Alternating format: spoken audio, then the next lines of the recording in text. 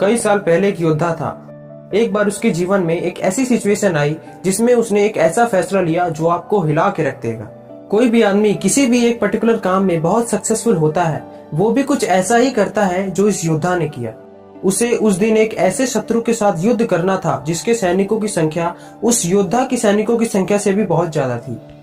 ये सब जानते हुए भी उस योद्धा ने अपने सब सैनिकों और हथियारों को बोट्स में लोड किया और दुश्मन देश की ओर रवाना हो गए।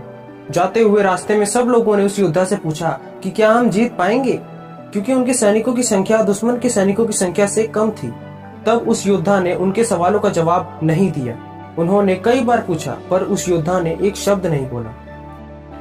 जब बोट किनारे यहाँ पहुंची तब सब सैनिकों और हथियारों को बोट से नीचे उतारा गया और उस योद्धा ने यह आदेश दिया कि सभी बोट्स को जला दिया जाए। और उनके सैनिकों ने ठीक वैसा ही किया जैसे उनके योद्धा ने कहा। उन्होंने सभी बोट्स को आग लगा दी। बोट्स के जलने के दौरान उस योद्धा ने अपने सभी सैनिकों को एक तरफ इकट्ठा किया और उनको कहा कि जैसा कि तुम देख सकते हो कि हम जिस बोट में आए थे वो बोट्स अब जल चुकी हैं। इसका मतलब है कि अगर हम यहाँ से जिंदा वापस जाना चाहते हैं तो हमें जीतना होगा। अब हमारे पास सिर्फ दो विकल्प हैं, या तो हम मार कर जीतेंगे या फिर मर कर हार जाएंगे। और फिर युद्ध शुरू हुआ और वो लोग जीत गए। ठीक ऐसा ही उन लोगों के साथ भी होता है जो अपने काम में सक्सेसफुल हो जाते हैं। वो अपनी नाव को जलाने के लिए हमेशा तैयार रहते हैं, यानी कि वो वापस आने के सारे सोर्सेस, सारे रास्ते बंद कर देते हैं। जैसा एडविन सी बर्न्स ने किया जब उनको थॉमस एडिसन के साथ पार्टनरशिप में बिजनेस करना था। तब उन्होंने ये नहीं कहा कि मुझे अगर पार्टनरशिप का मौका नहीं मिला तो मैं कोई और जॉब कर लूंगा या कुछ और कर लूंगा। वो शुरू से लेके आखिर तक उनका पार्टनर बनना चाहते थे, तब तक जब तक कि वो थॉमस एडिसन के पार्टनर बन नहीं गए। उन्होंने कहा करना तो यही है, चाहे जो हो जाए। उन्होंने भी वापस आने के सारे रास्ते बंद कर दिए थे। आपने अक्षय कुमार की केसरी मूवी तो देखी होगी, ठीक ऐसा ही केसरी मूवी में भी होता है। उस तरफ 10,000 लोग और इस तरफ सिर्फ 21 लोग।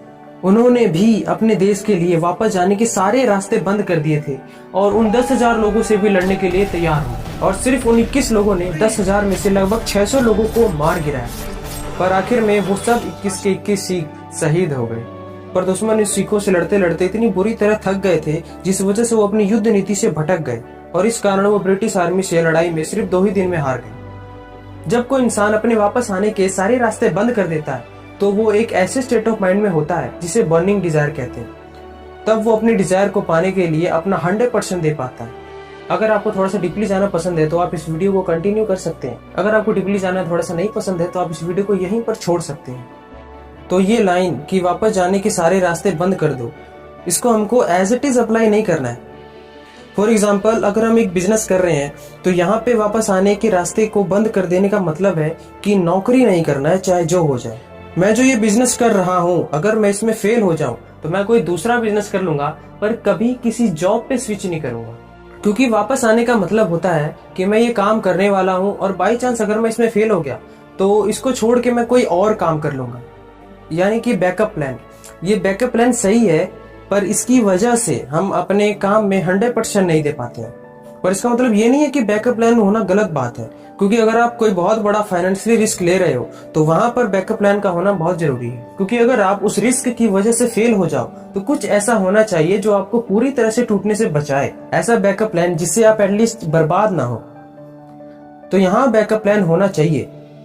यहाँ पर बस अपने काम से स्विच ना करने की बात कही गई है। काम वही, तरीका अलग। जैसे कि अगर आप किसी बिजनेस में फेल हो गए और अगर आपके पास बिल्कुल भी पैसा नहीं है दोबारा से बिजनेस शुरू करने के लिए, तो आपने एक जॉब करी पैसों के लिए, जिस पैसों से आप दोबारा से कोई बिजनेस कर पाओ। यानी कि अगर स्विच भी किया तो वापस से वहीं जाने के लिए। यानी कि अगर हम किसी बिजनेस में फेल हुए और हमने जॉब पे स्विच कर दिया, हमने जॉब पे स्विच किया इसलिए नहीं कि हम बिजनेस कभी नहीं करेंगे, हमने जॉब पे स्विच किया ताकि हमारे पास पैसे आए और हम दोबारा से बिजनेस शुरू कर पाए। तो कोई भी लाइन को हमको एज इट इज नहीं देखना चाहिए, उसे डीपली समझने की कोशिश करनी चाहिए।